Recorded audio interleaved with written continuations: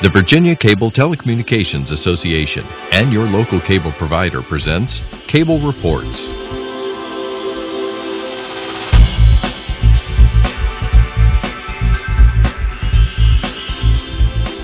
Join us now as Cable Reports brings you up to date on current issues facing the Commonwealth through discussions with your local legislators and other policymakers from across Virginia. Welcome from the General Assembly and the City of Richmond. I'm Woody Evans for Cable Reports and Chantel. And we're very pleased to have a special guest with us, Senator Frank Ruff from Southside. Thank you for being here, sir. Woody, pleasure to be with you again. Well, the economy has improved in the Commonwealth, but I know you represent a very large rural area. Can you tell us about how things are going there in terms of the economy? Not as good as we would like. In some parts of the district, in the Prince George area, where Rolls-Royce is doing well and Fort Lee is expanding, their economy has been very strong. But when you go farther west into the areas around Danville, and we still have some serious challenges. In the last 2 weeks in Mecklenburg, the announcement of 2 companies that are closing, each employed more than 100 people. So the economy is moving forward, and then it's taking a step back, and a step forward, and a step back, and it's been a real challenge. Is it still accurate to describe your district as the largest district, senatorial district in the Commonwealth? By far, it is the largest. I think the second closest one is about 40% big. Well, so you have a lot of windshield time driving around visiting with constituents. I have a lot of windshield time driving around to get to constituents. I don't know that I see that many constituents. It becomes a problem as you race back and forth from one end to the next end. Now, you mentioned Rolls-Royce and Fort Lee, and you and I were talking earlier about this potential black hole that exists in Washington, D.C. in terms of resolving this sequestration problem. Are you hearing from any of your constituents about their concerns relative to further unemployment and that kind of thing, federal contracts no longer being met, assuming the worst? Well, that's probably the good thing about our area. We just don't have that many contracts and contractors that are surrounding the suburbs of Washington, D.C. and around Tidewater. So those are that's not going to affect our areas directly. We are a recipient of state money, so if those folks aren't employed and they're drawing unemployment and drawing other costs from the state of Virginia, then it will affect all of us in the Commonwealth. And certainly one of the other issues that the General Assembly is addressing in 2013 relates to whether the moratorium on uranium mining should be lifted. And that definitely has an impact on your district. Very much so. I don't represent the part quite into the area where the uranium deposit is, but I represent a lot of the area downstream through Pennsylvania, Halifax, Mecklenburg, and Brunswick County. In addition to that, the water in Lake Gaston goes to the Virginia Beach, Norfolk area, so there's concern there. It's a real risk. We don't know what the ramification will be health-wise. We don't know environmental-wise, those issues.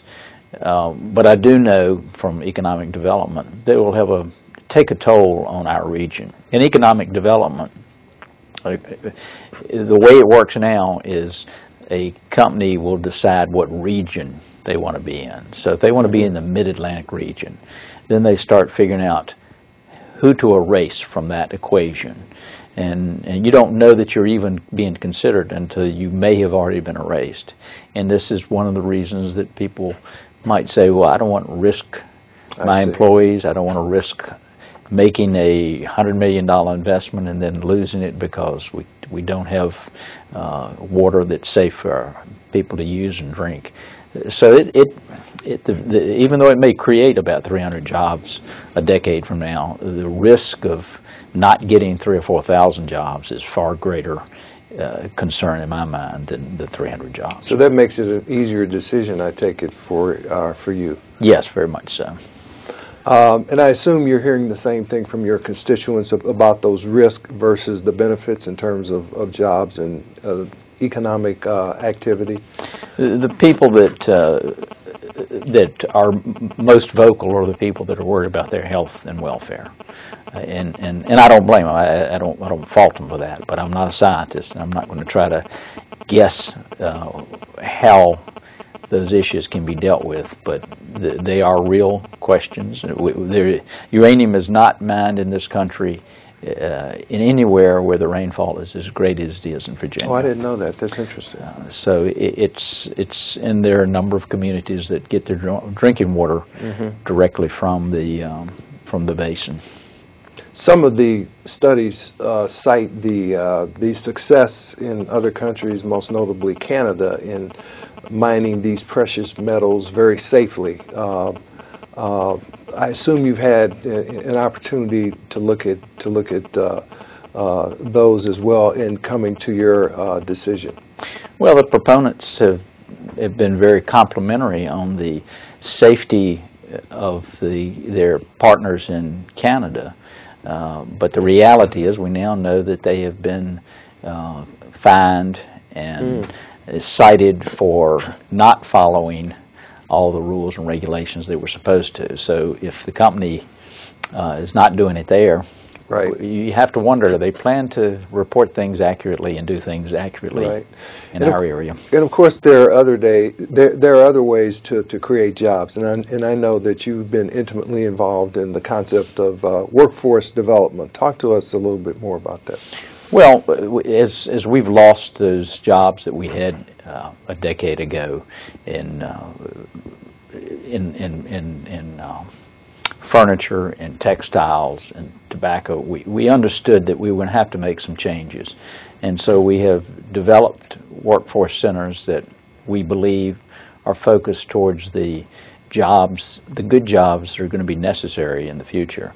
Working with Rolls-Royce and trying to develop from their supply chain what they're going to need, what are those jobs.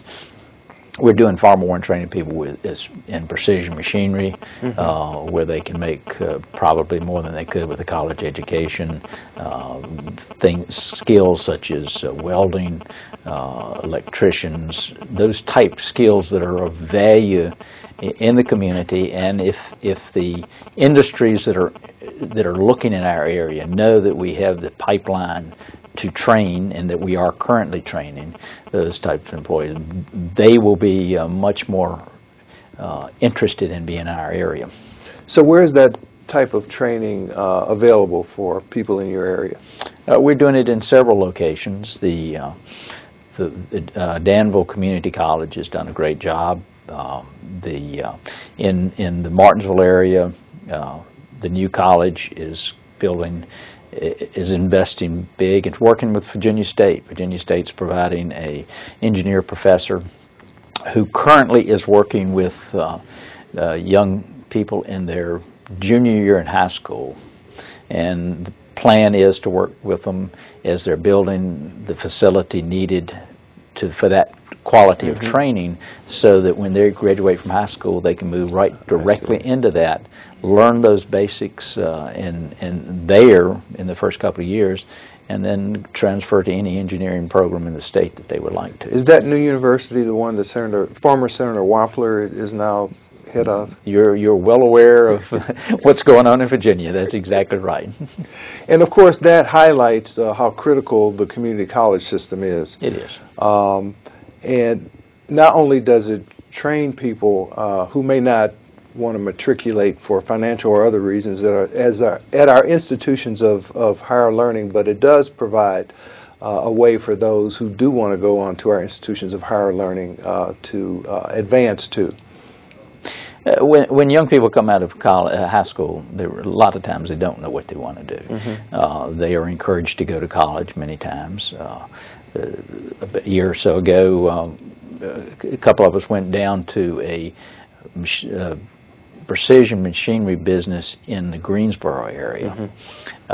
There were people there that had 4-year degrees who found that they couldn't get jobs, so they'd gone back to community college, gotten into precision machinery certification, excuse me, and they're making good money. They've got a job. They're as happy as they can be, and that's what we want young people to understand, that there is opportunity. You don't have to follow in a set path, but there are many paths you can do to provide for your family and remain in the community.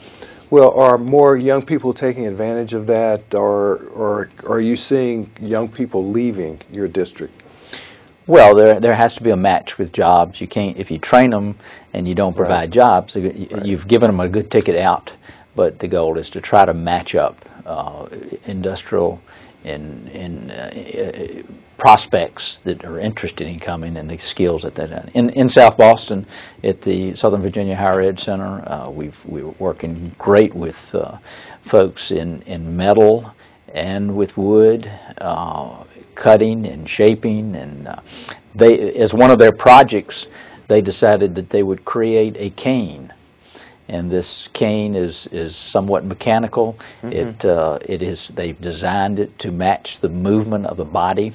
Oh, wow. And so these young people have been involved in the entire process of figuring out what's the need of a cane, and how can you make it more efficient, and then how can you make it so that it is of value to the public without it costing too much. So it's been a great experience for those folks. Now, what about the Tobacco Commission? What impact has it had in terms of helping to alleviate the unemployment situation?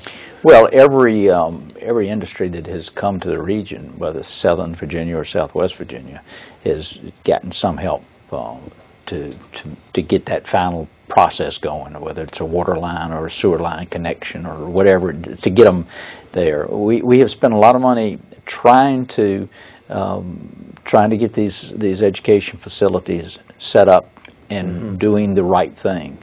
At one time, we were not as focused on workforce training as we needed to be, but most of them now understand that that's where the action is, and so it's been very, very positive, I think, in developing those programs. How are your K through 12 institutions faring these days? Well, I guess that with 11 school districts, you probably have 11 different answers, but excuse me. But I think that we're doing well in some of them. Some of them we're beating other school systems. Some we're a little lagging behind, but we do have a project going on that it started with a grant from Dell and Exxon and a few other companies that the Tobacco Commission got involved with, that teaches AP classes and training teachers to teach those classes, and they've found that after they've gone through this program, they may be teaching AP calculus, but that same teacher is also teaching regular algebra or geometry, and she has now become a better teacher in those subjects. So that's helped an awful lot. Now, your counties, I assume, have been hit pretty hard by the recession. Have they been able to maintain, however, a steady property tax rate, or have they had to raise their taxes?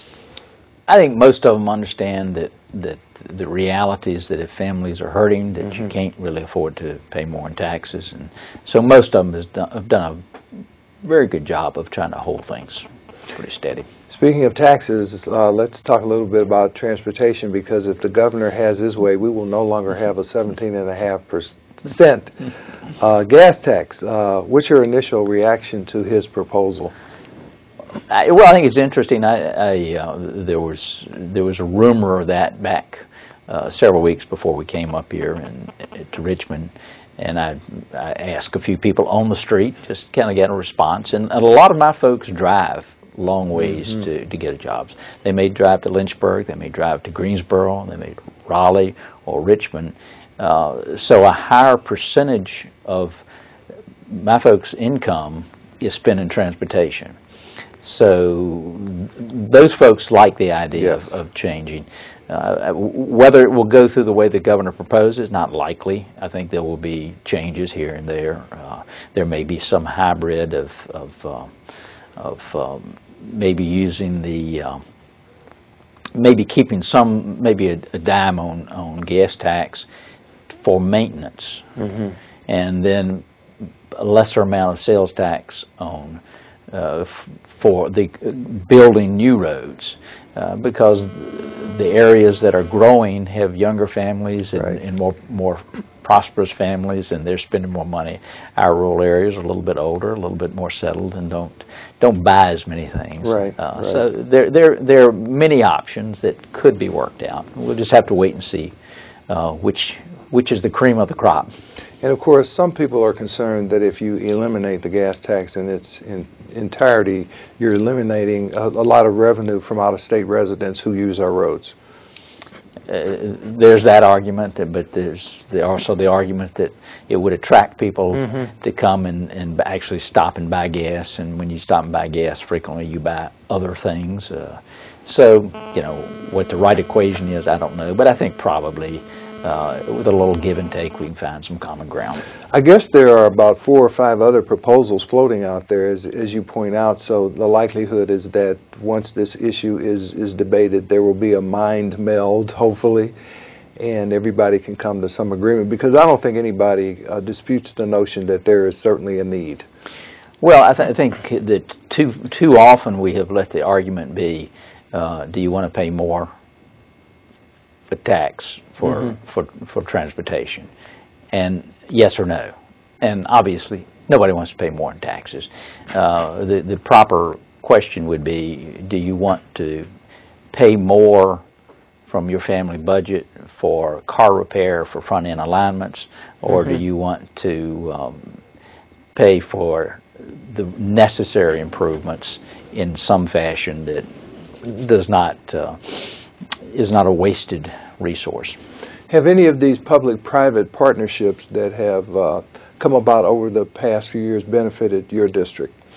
They will. Well, on the transportation part, the 460 improvements, that contract was signed in the last 30 days, I believe. That will go through the Prince George area. So, but that won't be seen for a few more years. Now, you talked about maintenance versus construction, and as I understand it, we're barely able to keep up with the maintenance requirements around the Commonwealth, let alone new construction, with the exception of some of these public-private partnerships. Well, we certainly are a higher percentage of the money from the transportation fund is going into maintenance than anybody ever anticipated, but it's not all the money. Certainly, it's a growing percentage all the time, and that's why I've talked about maybe a dime or 11 cents staying on gas and for maintenance.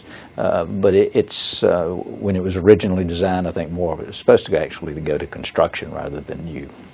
Besides State Route 460, what other kind of critical transportation needs do you see in your district?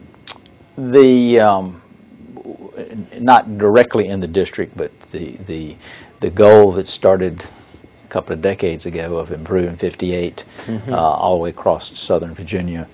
The goal was to get to Interstate 77, and so that we could market the ports of Virginia to the Midwest. Well, you still can't bring a tractor-trailer around Lover's Leap to the west of us very gracefully, so it has not reached its full potential from that. So we would like to continue to see that develop. So what's the largest population center that you serve in your district?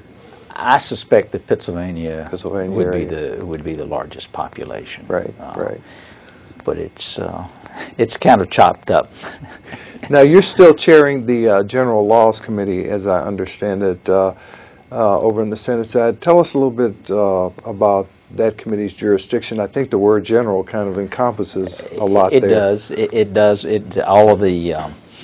All the gambling bills come to us. Senator Lucas's proposal to have casinos. Okay. It comes there. Procurement of services. Issues that deal with regulation of contractors. Just it's an assortment of a number of things. So you have a pretty broad jurisdiction, and as a result, do you have quite a few subcommittees? We have a couple of subcommittees. We don't. They did not use them very much in the past, other than the Freedom of Information bills. Right. And that was just to hold them all and look at them at one time. I've tried to send the procurement bills to a subcommittee so that everybody understands what's going on. That's a complicated process. This year we asked Senator Locke to go through the various casino bills and see if we couldn't iron out the issues so that when it came before the committee we could have a cleaner argument, yes or no, and go ahead and vote, not have a couple hours of debate. The other surprise that was contained in the governor's remarks on the state of the Commonwealth related to his proposal to provide for an automatic reinstatement of civil rights of nonviolent felons. It went down pretty quickly on the House side, and apparently it's not faring well over in the Senate either. I guess that was a pretty big surprise to most members. It certainly surprised most of us. The governor has done a great job of speeding that process up on a case-by-case basis during his term. But I think all of us were surprised that it came up so quickly in the House and went down so quickly, and I really haven't focused on it because I assumed that no matter what happened, the Senate is going to have to go back to the House to be considered. So. Right.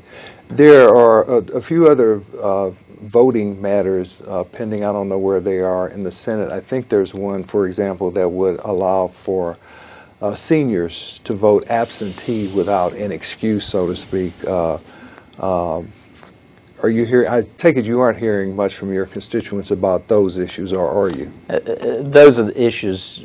You know, occasionally you hear something. I'm not sure the logic of that because the seniors, if they're not working, may have a little more time to spend at the polls than somebody who's trying to run over at lunchtime and who's got a job. So I'm not sure that's the way to solve long lines. I think maybe trying to figure out whether we're very efficient in the polls might be a better solution. So you didn't witness some of the problems that people witnessed up in Northern Virginia in terms of long lines wrapping around school houses and that kind of thing, November 6th of last year? But the polls I sat at, the line, people were waiting up to an hour and a half, and it was outside and it was cold, and it was not a pleasant situation.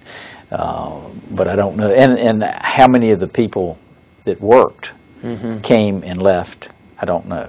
The number of people that couldn't physically stand came and went, I don't know. So I think we need to figure out how we can vote more efficiently. But I think that I'm not sure that absentee is the perfect solution to that problem. I think one of the other solutions to cut down long lines is to reduce the number of people per voting machine. I think it's about 750 per voting machine now. I think there may be a proposal or two to reduce that amount in order to get more voting machines into precincts. That might be a solution.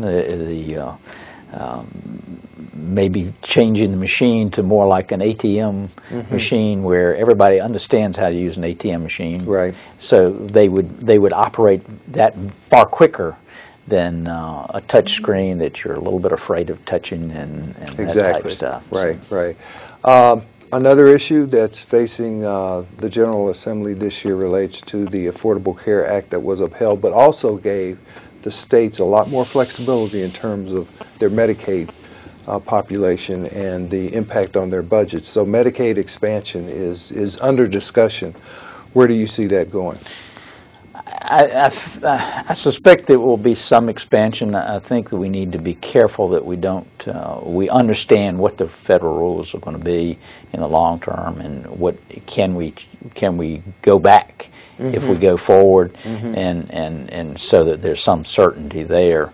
The reality is the money that is allotted to that affordable care and to the Medicaid expansion is being held back from the hospitals that have gotten a certain amount of money for those who could not afford to pay. So what's often called the working poor, people who are above the line of Medicaid qualified, and that pool of money, it was extremely important to the hospital. So if we don't expand Medicaid and we've lost that money, then particularly our smaller, more challenged hospitals are going to have a tough time balancing the budget. So do you have a very large population of people who need assistance like that, either the working poor who have to go to those hospitals, or people who do qualify or will qualify for Medicaid if it's expanded? Yes, we do have a significant population there, but the dynamics of that process, I was in Prince George County, and we were meeting with the Board of Supervisors and folks, and the belief is there are 1,200 people or families that would qualify, but to qualify, you have to go through the Social Services Department, and they have to go look at that, get somebody to fill out the application, do the background work on the application, make sure everything is where it should be before they would qualify for Medicaid. So if you've got 1,200, if you 100 a month, there is no implementation there are no regulations, no money to pay for the staff to actually work with that extra capacity, and they already at full capacity of workload. So there are going to be challenges that have to be met one way or the other. I have noticed from time to time throughout the state, especially in areas that are underserved, that there are private clinics that offer services to people who can't afford health care, both medical and dental. I've seen that. I assume that happens in your district from time to time. And when I say private clinics, these are doctors who get together and nurses who provide services at no charge. Those are the free clinics in this. They certainly fill a part of the gap. Some of the federally, I'm not sure what to call it, but they are they base their expenses, their charges on the ability to pay, and so we have a fair number of those, and they also fill part of the gap. Great. Well, thank you for being with us today, Senator Frank Ruff. We appreciate you, and keep up the good work. Thank you, Woody. Pleasure being here. Thank you for watching Cable Reports, brought to you by the Virginia Cable Telecommunications Association and Chantel. Until next time, I'm Woody Evans.